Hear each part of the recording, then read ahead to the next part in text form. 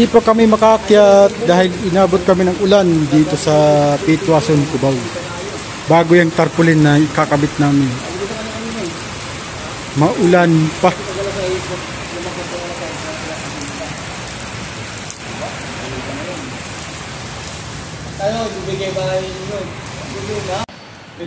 Malakas pa ang ulan.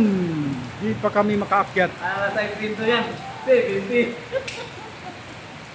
Kaya talaga yung makawi. Hindi ba traffic?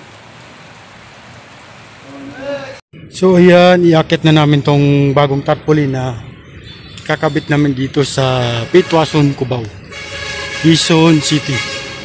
Ando na sa taas ang mga tropa. Kaya akyat na rin tayo. So yan, tinatali na ni Alberto Tinio. Okay, akyat tayo mga kabayan. So yan mga kabayan, nandito na, naisampa na sa taas yung yung bagong tarpaulin na kinakabit namin dito sa Pitwason. So yan, pinaplastada na lang.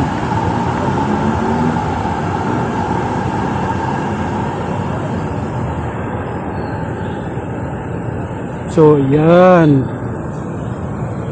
apising santulan kami mga kabayan. So yan mga kabayan, nailadlad na siya yung bagong tarpaulin dito sa Pitwason, Cubao, Quezon City. Di ko lang alam kung ano yung laman nito sa harap, kung ano yung product na nakalagay. So mamaya titingnan natin pag doon tayo sa harap. Pupunta kasi tayo doon sa may orange na yun sa MMD para makita natin tong pipicturan itong bagong tarpaulin dito sa Pitwason, Cubao, Quezon City. Ito yung kapalit ng COL mga kabayan. So ayan, fishing to siya, santulan. Yan, krami na yun dyan siya mga kabayan, krami. Tapos yung sa likod, fishing naman to siya, Aranita mga kabayan. Yan, Aranita yan dyan, area ng Aranita. So ayan, nakatali na ang mga tagiliran pababa hanggang doon sa yun. Yan, oy, nakita yung aking sapatos, char. So ayan mga kabayan. So ayan, tapos na. Pinipix na lang pagtali ng mga tropa sa baba, sa bawat tagiliran. Ayan, yun, nasa baba ng ibang mga tropa yan. Ayan. So ako na lang yung nandito sa tuktok para titingnan natin ating magandang view dito sa fishing ng santulan mga kabayan. Tapos ito sa likod ko, mga matataas na building mga kabayan. Mga tag 40 ang palapag, 50 palapag ito nasa likod. So ayan,